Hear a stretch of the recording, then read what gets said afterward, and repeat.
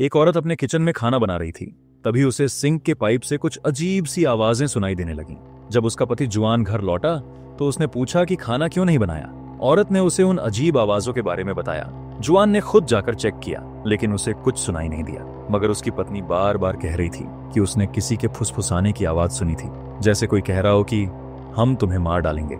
जुआन को लगा कि शायद पड़ोसी के घर में कोई रिपेयर वगैरह चल रही होगी, और उसने अपनी पत्नी से कहा कि ज्यादा मत सोचो, आराम करो। लेकिन उस रात जब उसकी पत्नी बाथरूम गई, जुआन को दीवार के दूसरी तरफ से ठक ठक की आवाज सुनाई दी। सुबह के 5 बजे कौन दीवार पर नॉक करता है? गुस्से में आकर जुआन ने अपने पड़ोसी से कहा कि वो ये सब बंद करे, लेकिन जैसे ही वो वापस सोने गया, फिर वही आवाजें शुरू हो गईं। अब वो सीधा अपने पड़ोसी वॉल्टर के घर गया और डोरबेल बजाई। किसी ने दरवाजा तो खोला, लेकिन कुछ बोला नहीं। ये देख जुआन थोड़ा घबरा गया और वापस घर लौट आया। तभी उसे एहसास हुआ कि असली आवाज तो उसके अपने बाथरूम से आ रही थी। जैसे ही वो अंदर गया, उसने देखा कि उसकी पत्नी दीवारों से टकरा रही थी, जैसे कोई उसे कंट्रोल कर रहा हो। जुआन ने उसे रोकने की बहुत कोशिश की, लेकिन वो लगातार दीवारों से सिर और शरीर मारती रही, जैसे किसी और के कंट्रोल में हो। थोड़ी देर बाद 3 लोग जुआन से मिलने आए। एक फॉरेंसिक एक्सपर्ट, एक पैरानॉर्मल इन्वेस्टिगेटर और एक महिला प्रोफेसर। उन्होंने जुआन से साफ कहा कि उन्हें भी नहीं लगता कि जुआन ने अपनी पत्नी की हत्या की है। वो बस ये समझना चाहते थे कि क्या हाल ही में कुछ अजीब हुआ है। थोड़ी देर सोचने के बाद जुआन ने बताया कि उसका पड़ोसी वॉल्टर पिछले कुछ दिनों से बहुत अजीब बिहेव कर रहा है। रात को अजीब आवाजें आती हैं। ये सुनते ही प्रोफेसर चौंक गई, क्योंकि कुछ दिन पहले वॉल्टर ने खुद उन्हें कॉल किया था और बताया था कि उसके घर में भी अजीब घटनाएं हो रही हैं। वॉल्टर को लगने लगा था कि उसके घर में कोई अदृश्य ताकत मौजूद है। ये सब महीनों से चल रहा था। उसने प्रोफेसर को कॉल किया था, लेकिन उस समय असिस्टेंट ने फोन उठाया और अगले दिन कॉल करने को कहा। हर बार जब वॉल्टर घर लौटता, उसे लगता जैसे उसके बिस्तर के नीचे कोई है, लेकिन जब भी वो देखता, वहां कुछ नहीं होता। यही सोच सोच के वो रात भर सो नहीं पाता और स्लीपिंग पिल्स लेनी पड़ती थी। एक रात जब वो सो रहा था, उसका बिस्तर अचानक हिलने लगा। डरते डरते उसने नीचे झांका, लेकिन कुछ नहीं था। जैसे ही वो दोबारा लेटा, उसके सामने एक काली परछाई आकर खड़ी हो गई। उसी पल कमरे की लाइट चली गई। स्विच दबाने पर भी कुछ नहीं हुआ। उसे याद आया कि बिस्तर के नीचे एक प्लग है। जैसे ही उसने प्लग में तार लगाया, वो परछाई तेजी से कमरे से बाहर भाग गई। डर के मारे वॉल्टर कंबल ओढ़कर बैठ गया और भगवान से प्रार्थना करने लगा। सुबह जब उसकी नींद खुली तो पूरा घर बुरी तरह बिखरा हुआ था। उसने तुरंत प्रोफेसर को कॉल किया और बताया कि अब वो परछाई सिर्फ चीजें नहीं हिला रही, बल्कि सामने आ रही हैं। लेकिन प्रोफेसर की असिस्टेंट ने फिर से मदद करने से मना कर दिया, क्योंकि उसके पास कोई ठोस सबूत नहीं था। शाम को जुआन वॉल्टर के घर गया और दीवार पीटने वाली बात पूछी। वॉल्टर ने बहाना बनाया कि वो कुछ रिपेयर कर रहा था, लेकिन उसी रात वॉल्टर ने सबूत इकट्ठा करने का फैसला किया। उसने एक कैमरा खरीदा और कमरे में ऐसी जगह सेट किया कि रात की घटनाएं रिकॉर्ड हो सकें। जैसे ही वॉल्टर सोया, एक अजीब आवाज से उसकी नींद खुल गई। धीरे से उसने नीचे झांका, तभी कैमरा जमीन पर गिर गया। उसने जैसे ही खिड़की की तरफ देखा, वहां एक डरावनी परछाई खड़ी थी। डर के मारे उसने लाइट ऑन की, पर परछाई गायब हो गई। उसने कैमरा उठाया और रिकॉर्डिंग देखने लगा। उसमें उसने देखा कि जब वो सो रहा था, एक डरावना साया उसे घूर रहा था और फिर धीरे धीरे वार्डरोब की तरफ बढ़ा। शायद कैमरा भी उसी वजह से गिरा था। डरा हुआ वॉल्टर वार्डरोब की तरफ देखने लगा, लेकिन हिम्मत करके उसने दरवाजा खोला। अंदर सिर्फ पुराने कपड़े थे, लेकिन जब उसने वीडियो को पीछे करके ध्यान से देखा तो पता चला कि वो परछाई दरअसल बिस्तर के नीचे से निकली थी। तभी अचानक वार्डरोब का दरवाजा अपने आप खुल गया और वही डरावनी परछाई अंदर थी। डरते डरते उसने वार्डरोब में झांका और अपनी बंदूक के रिफ्लेक्शन में वही परछाई दिखी। जैसे ही वो बंदूक उठाने गया, किसी अदृश्य ताकत ने उसे जमीन पर पटक दिया और फिर सब शांत हो गया। अगली सुबह एक बच्चा फुटबॉल खेलते खेलते वॉल्टर के घर के पास आ गया। वो बस पानी पीने अंदर गया था, लेकिन वॉल्टर ने गुस्से में उसे डांट कर भगा दिया। डर के मारे बच्चा भागने ही वाला था कि तभी एक तेज रफ्तार बस ने उसे टक्कर मार दी। आवाज सुनते ही जुआन दौड़ता हुआ बाहर आया। वो बच्चा उसकी पड़ोसी एलिशा का बेटा था। वो चिल्लाने लगा, एलिशा, एलिशा। कुछ देर बाद पुलिस आई और रोड पर फैला खून साफ कर दिया गया। ये बाद में एक अहम सुराग बन गया। बच्चे के अंतिम संस्कार के बाद भी जुआन के दिमाग में एक सवाल घूम रहा था। उसने कई दिनों से वॉल्टर को नहीं देखा था। उधर फॉरेंसिक एक्सपर्ट जैनो को पुलिस से कॉल आया। एक अजीब केस में मदद की जरूरत थी। जब वो मौके पर पहुंचा तो देखा कि जिसने रिपोर्ट की थी वो कोई और नहीं बल्कि एलिशा थी, वही जिसका बेटा कुछ दिन पहले बस की टक्कर में मारा गया था।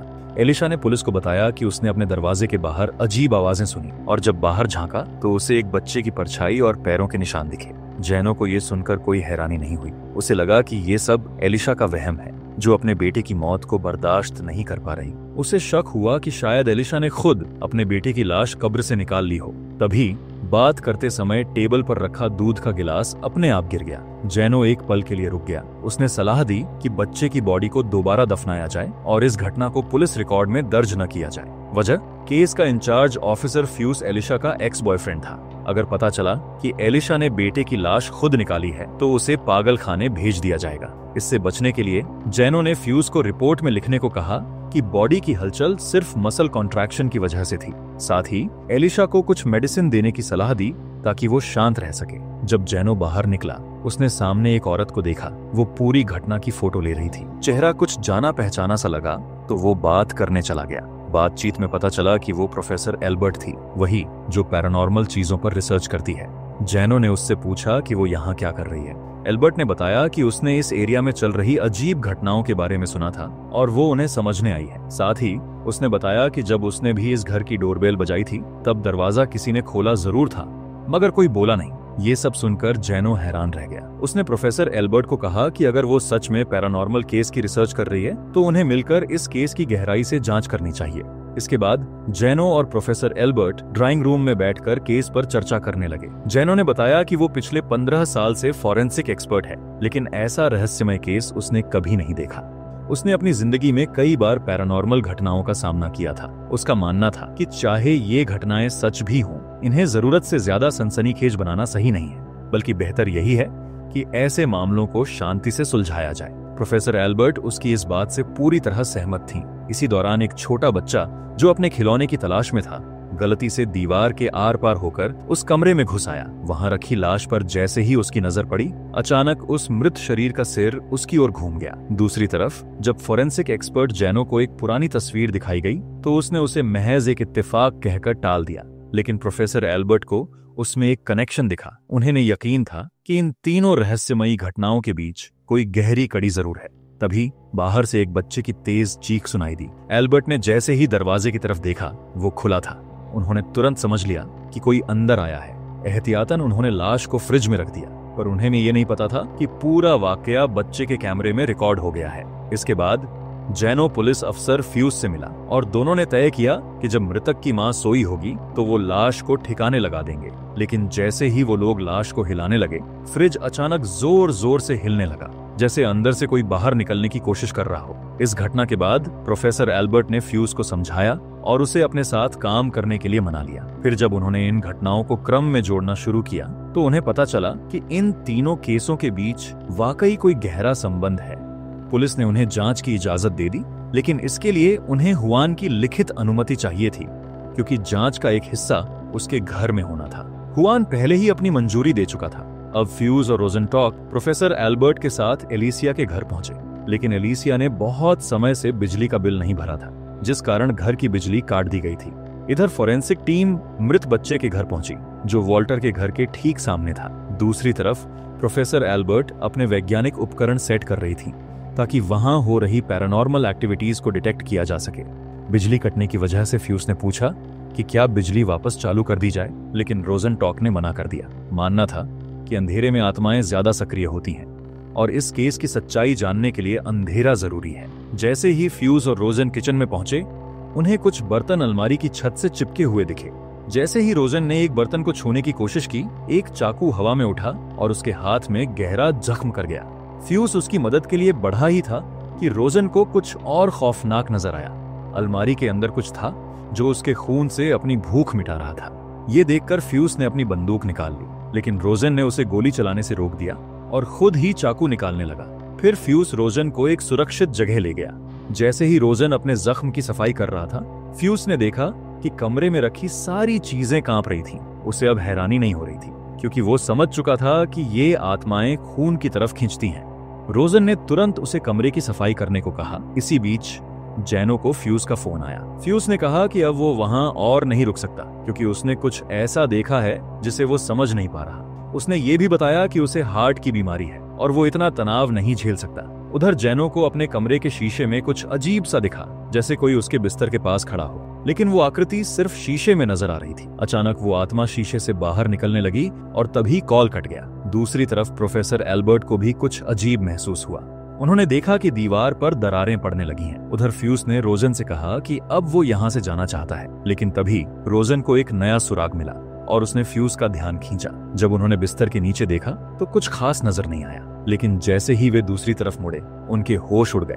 पूरा कमरा अजीबोगरीब जीवों से भरा हुआ था। रोजन का मानना था कि अंधेरा और रोशनी एक ही समय और स्थान पर मौजूद होते हैं, बस देखने का नजरिया चाहिए। ये सब देखकर फ्यूज खुद को संभाल नहीं पाया और तुरंत वहां से भाग गया। लेकिन फिर उसे याद आया कि रोजन को भी साथ ले जाना चाहिए। जब वो जैनो के घर पहुंचा तो कई बार पुकारा, लेकिन कोई जवाब नहीं मिला। तभी उसकी नजर अलमारी पर पड़ी, जहां ताजा खून के हाथ का निशान था। हिम्मत जुटाकर उसने अलमारी खोली, लेकिन अंदर सिर्फ बर्तन और कपड़े थे। उसी पल उसे रोजन की बात याद आई, अगर तुम देखने का नजरिया बदलो तो सच अलग नजर आता है। जैसे ही फ्यूज अलमारी के किनारे पहुंचा, अंदर से धमाके जैसी आवाज आई। हिम्मत जुटाकर उसने दरवाजा खोला और जो देखा वो उसे हिलाकर रख गया। अलमारी के अंदर जैनो था, लेकिन उसकी हालत देखकर साफ था कि अब वो जिंदा नहीं था। उधर प्रोफेसर एल्बर्ट दीवार की दरारों की जांच कर रही थी। तभी उन्हें वहां एक आदमी छुपा मिला। ये और कोई नहीं बल्कि वॉल्टर था, जो काफी समय से लापता था। तभी फ्यूज वहां पहुंचा और बताया कि एल्बर्ट के साथ कुछ भयानक हो चुका है। उसने चेतावनी दी कि इस रात जो कुछ भी हो रहा है उस पर भरोसा मत करो, क्योंकि ये सब किसी अलौकिक शक्ति के कंट्रोल में है। एल्ब्रेक ने रोजन से संपर्क किया और कहा कि अब मामला उनके काबू से बाहर हो चुका है और जांच तुरंत बंद कर दी जानी चाहिए, लेकिन रोजन ने कोई जवाब नहीं दिया। रहस्य तब सामने आया जब एल्ब्रेक ने बताया कि ये भूतिया शक्तियां पानी के जरिए फैल रही हैं। जिस बच्चे का एक्सीडेंट हुआ था उसने उसी घर का पानी पिया था, और जब पुलिस ने एक्सीडेंट की जगह की सफाई की तो उन्होंने अनजाने में वो पानी सीवरेज में बहा दिया। यही वजह थी कि हुआन की पत्नी को किचन में अजीब आवाजें सुनाई देने लगी थीं। जैसे ही फ्यूज और एल्बर्ट दीवार की दरारों को देख रहे थे, अचानक एक हाथ दरार से निकल आया और एल्बर्ट को जकड़ लिया। ये नजारा इतना डरावना था कि एल्बर्ट का दिल जोर जोर से धड़कने लगा और उन्हें हार्ट अटैक आ गया। उसी वक्त दीवार से एक डरावनी शैतानी आकृति बाहर निकलने लगी। दूसरी ओर जब रोजन अपने कैमरे की रिकॉर्डिंग देख रहा था तो उसके पीछे रखी अलमारी अपने आप खुल गई। ये देखकर वो भी उतना ही डर गया जितना एल्बर्ट, लेकिन किसी तरह फ्यूज इस खौफनाक रात से बच गया। होश में आने के बाद उसने देखा कि कमरे का सारा फर्नीचर अपने आप हिल रहा था। तभी वहां कोई आया, वो और कोई नहीं, एलिसिया थी। फ्यूज ने उससे मदद की गुहार लगाई, लेकिन एलिसिया उस पर बेहद गुस्से में थी। उसे लग रहा था कि फ्यूज ने ही उसके बच्चे को नुकसान पहुंचाया है। उसने अपने बच्चे के मोबाइल में एक वीडियो देखा था जिसमें फ्यूज लाश छुपाता नजर आ रहा था, लेकिन बार बार फॉनस की मिन्नतों के बाद एलिसिया का दिल पिघल गया।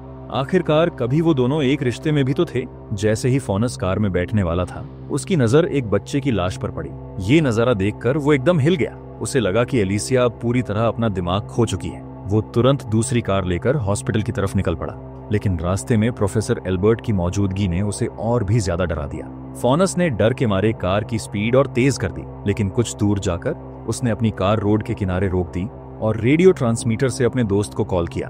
उधर एलिसिया पुलिस स्टेशन पहुंच चुकी थी और उसने अपने बच्चे की मिसिंग रिपोर्ट दर्ज करवाई। पुलिस के पास और कोई रास्ता नहीं था, इसीलिए उन्होंने एलिसिया को फोन की लोकेशन बता दी। उन्हें भी लगा कि फोन अभी भी उन्हीं घरों की जांच कर रहा है, तो वो वहीं पहुंच गए। लेकिन वहां पहुंचने पर उन्हें फोन की कार ही नहीं दिखी। जब फोन को ये बात पता चली तो उसने तुरंत अपने ट्रांसमीटर से अपने साथियों को चेतावनी दी, फौरन वहां से निकल जाओ। लेकिन तभी उसके साथियों ने जवाब दिया, हमने घर के बाहर एक फोरेंसिक अफसर को बहुत अजीब तरीके से खड़े हुए देखा है। फोन ने उन्हें आदेश दिया, उससे मतलब मत रखो और तुरंत निकलो। लेकिन थोड़ी देर सोचने के बाद एंजेड ने तय किया कि उसे वापस जाना ही होगा। जैसे ही वो वहां पहुंचा, उसने अपनी कार की डिक्की से 2 कैन पेट्रोल निकाले। उसका इरादा था उस श्रापित घर को जला देना, ताकि वो रहस्यमयी ताकतें हमेशा के लिए खत्म हो जाएं। जैसे ही वो ड्राइंग रूम में पहुंचा, उसका दिल दहल गया। एलिसिया फांसी के फंदे से लटकी हुई थी। ये मंजर देखकर वो अंदर तक हिल गया, लेकिन खुद को संभालते हुए उसने पूरे घर में पेट्रोल छिड़क दिया। जब उसने माचिस की तीली जलाई, वो बार बार बुझती जा रही थी। तभी उसे एहसास हुआ पास में जानो खड़ा है, हर बार माचिस को फूंक मारकर बुझा रहा है। ये देखकर फॉनस की रूह तक कांप गई। उसने बिना वक्त गंवाए अपनी रिवॉल्वर निकाली और पेट्रोल पर फायर कर दिया। आग की लपटों ने पूरे घर को अपनी चपेट में ले लिया। घर जोरों से जल उठा। 5 साल बाद 3 अनजान लोग जुआन से मिलने आए। उन्होंने पूछा, क्या तुम फॉरेंसिक एक्सपर्ट एल्ब्रेक और उन 2 प्रोफेसरों को जानते हो? जुआन ने हाँ में सिर हिलाया, लेकिन उनके नाम उसे ठीक से याद नहीं आए। फिर उनमें से एक ने बताया, एक इन्वेस्टिगेशन के दौरान जुआन ने खिड़की से किसी को झांकते हुए देखा था, लेकिन जैसे ही सबने पलटकर देखा, वहां कोई नहीं था। इसके बाद जुआन ने एक तस्वीर उठाई और दिखाया, ये है प्रोफेसर रोसेंथल। फिर उसने दरवाजे की ओर इशारा किया और कहा, उसका चेहरा बुरी तरह जल चुका था। जैसे ही सबने दरवाजे की तरफ देखा, एक पास में रखी कुर्सी अचानक हिलने लगी और फिर हवा में उड़ती हुई उनकी तरफ आ गई। यहीं पर कहानी खत्म होती है, लेकिन रहस्य अभी भी जिंदा है। अगर आपने भी इस कहानी में कुछ ऐसा महसूस किया जो आपको हिला गया, तो नीचे कमेंट्स में अपना नजरिया जरूर शेयर करें। और अगर आपको हमारी ये डिकोडिंग पसंद आई हो तो चैनल थिएटर डिकोड को सब्सक्राइब करना ना भूलें। अगली कहानी में फिर मिलेंगे एक और रहस्य के साथ।